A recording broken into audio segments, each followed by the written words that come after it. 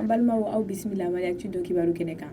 Bi kibaruya ma bolo ka da kulo kan o de ka fɔ kunu juillet kalo tile 4 kɔnɔna la mankanba wulila kulu sanfɛla la n'o ye kalanden jolenbaw kɔni ka kalanyɔrɔ ye Mali la. O mankan in kɛra sababu ye sa mɔgɔ 2 sara la wa mɔgɔ caman fana banana.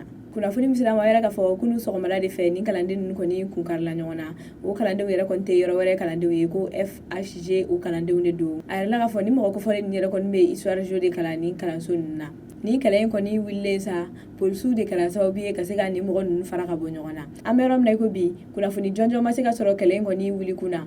Nka an b'a yɛrɛ la ka fɔ a kɔni kɛra sababu ye ni mɔgɔ 2 ni tora la wa mɔgɔ caman fana banana. Kunnafoni mana bɔ kɔfɛ an b'o lasaw ma wagati nataw la.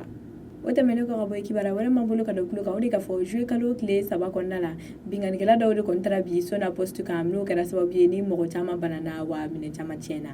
Kunnafoni min sera ma o y'a yɛrɛ ka fɔ juillet kalo tile 3 kɔnɔna la nɛgɛ kanɲɛ 23 wagati bingannikɛla dɔw de taara bi Sona Poste kɔni kan. Ni yɔrɔ in yɛrɛ kɔni bɛ Burkina ni Mali de ni ɲɔgɔn cɛ. A yɛrɛ la ka fɔ ni bingannikɛla ninnu kɔni kun bɛ moto 10 ɲɔgɔnna de la ko wa ko maramafɛn kun b'u bolo n'o ye marifa ye. Bingɔni kɔni kɛra sababu ye ni mobili 3 kɔni jenina nka mun kɛra kunnajamayɔrɔ ye mɔgɔ si kɔni ni ma to a la. O bɛɛ n'a ta o ta an b'a yɔrɔ la ka fɔ bingannikɛla ninnu kɔni ka laɲini ma se ka sabati sabula an ka finitigiw kɔni sera ka dankari k'u la yanni u ka se k'u ka tiɲɛni kɛ. O tɛmɛnen kɔ ka bɔ yen kunnafoni wɛrɛ man bolo ka da kulo kan o de ka fɔ an ka jamana premier ministre n'ale taara bɔ jamana camancɛ bolo fɛ a y'a yira ka fɔ finitigi 3000 de bɛna fara yen finitigiw kan walasa ka se ka dankari yen kojuguw kɔni na. Kibaruya min sera ma o yɛrɛ ka fɔ kabini juillet kalo tile 3 kɔnɔna la an ka jamana premier ministre n'ale ye gouvernement kɔni ɲɛmɔgɔ ye ale ni ministre 5 faralen a kan olu kɔni bɛ yaalala duguw la kasara kɛra dugu minnu na kɔsani in na. Nin taama in yɛrɛ kɔni kun tɛ dɔwɛrɛ ye sa walasa ka se ka taa ni mɔgɔ ninnu lamɛn degun minnu b'u kan ka se ka fɛɛrɛ sɔrɔ o la.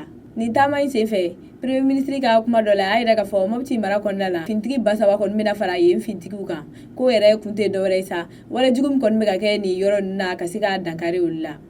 A yirala fana k'a fɔ ko nin taama in kɔnɔna la nin ministre ninnu kɔni taara malo tɔni miliyɔn 8 di ni dugulamɔgɔ ninnu ma ka fara miliyari 1 kan n'o ye wari ye. Kuma laban na sa nin ɲɛmɔgɔ ninnu kɔni y'a yira k'a fɔ k'olu bɛ ka fɛɛrɛ sugu bɛɛ tigɛ walasa mɔgɔ minnu bɛ ka walejugu ta ka nin yɔrɔ in kɔni sɛgɛrɛ u ka se ka minɛ ni ka ɲangi u ka kɛtaw la. Kunnafoni kuncɛ la an b'a yɛrɛ la ka fɔ juillet kalo tile 3 kɔnɔna la fondation Maliba olu taara miliyɔn 10 kɔ di mɔgɔw ma mɔgɔ minnu bolofɛn kɔni tora Kayi sugu jenini na. Kibaruya min sera ma o yɛrɛ ka fɔ juillet kalo tile 3 kɔnɔna la Kayi fondation Maliba n'ale Aliyu Jalo ta ye o mɔgɔw de kɔni taara ka taa miliyɔn 10,500 di mɔgɔw ma minnu bolofɛnw tora sugu kasara kɔni na.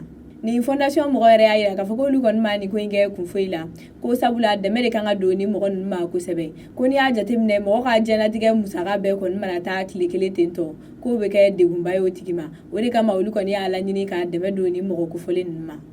Hakililajigi la an b'a yɛrɛ la ka fɔ Kayi sugu yɛrɛ kɔni jenina juin kalo tile 29 su de wa a yɛrɛ la ka fɔ kasara in yɛrɛ kɔni kɛra sababu ye ni mɔgɔ caman kɔni bolofɛn jenina nka kunnajamayɔrɔ kɛra min ye mɔgɔ si kɔni ni ma to a la.